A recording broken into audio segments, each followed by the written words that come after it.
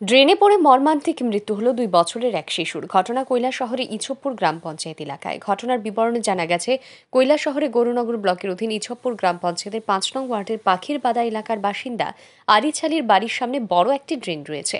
শনিবার খেলতে খেলতে সেই ড্রেনে পড়ে যায় আরিছালির 2 বছরের শিশু রোহন আলী।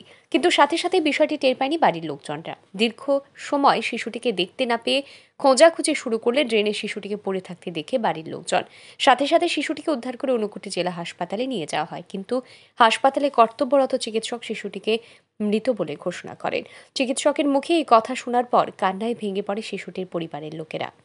আমাদের হাসপাতালে একটা ছোট বাচ্চা 2 বছরের, তার নাম রোহন আলী, তাকে নিয়ে আসে এবং তাকে পরীক্ষা নিরীক্ষা করে দেখা গেল যে সে মৃত অবস্থায় আমাদের হাসপাতালে আসে।